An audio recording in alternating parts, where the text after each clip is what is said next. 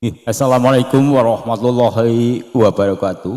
Ibun, para pinisepuh lan para sesepuh lan para rawuh.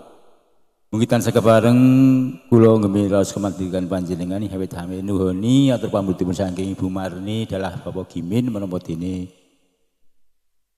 Ibu Sugiyarti.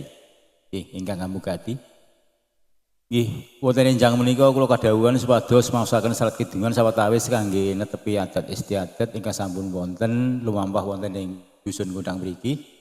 Pramila bilih saderengipun kula maos salat kidungan wonten ketilepan sampukawis kula tansah nyuwun agung samudra sami. Nggih amargi sampun tungkap wekdal. Kene Bu, kene. Nggih pramila awasan salat kidungan badhe kula wiwiti. Ono kidung rumaksa ing wengi tegeh ayu luput ing lara luput bilahi kabeh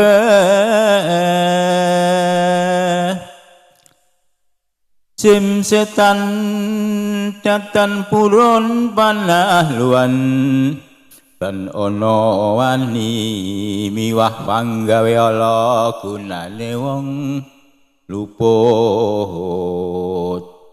keniat mahan tirta maling adoh tan ono ngarah mring kami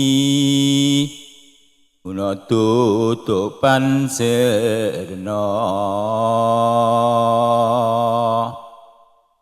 saking lara pansami bali sekama pansami miruta welas asih pandulune Sekeng praja luput kati kapuk dibaning wesi sekeng wisatawa sato galak tutut kayuing lemah sangar soing landak guaning wong lemah miring Miang paguponing wara Wiji sawiji mulane dadi papan pancar saisining jagat kasembatan dening date Kang maca kang arungu kang anurat kang animpeni dadya hayuning badan kinaryosa tembur yen winacak ning toya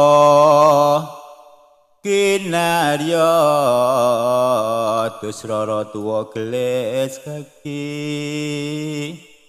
Wong edan nuli waras Mbak Yu Nika punduti sekar monco warna Mbak Yu Gramenjeng niku pasar pundi to Mas? Oh nggih menawi Ibu tanglet pasar menika Pekanbaru Dadi Kang saden napa? Nika sadean dedolanan sekar kembar mayang laginan. Ginanipun napa? Menika ginanipun mung sawetawis kangge dedolanan pinanganten sarimbit menyedot sarana. Badhe ngersakaken. Nggih. Kangge dolanan anak kula Afrika Ramadhani kalih di Pamungkas. Nggih, menawi mekaten nggih badhe kula caosaken. Lah regine pinten, Mas?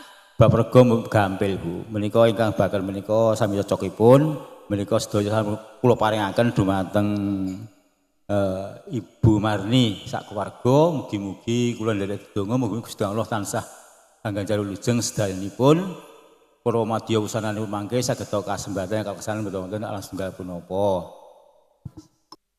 Nggih, mekaten para pinisepuh anggen kula masalah kidungan mbok pilih wonten kekelipan samukawis kula tansah nyuwun nyambut sami ing wasana akhiri wasalam billahi taufiq hidayah. Wassalamualaikum warahmatullahi wabarakatuh. Matur nuwun.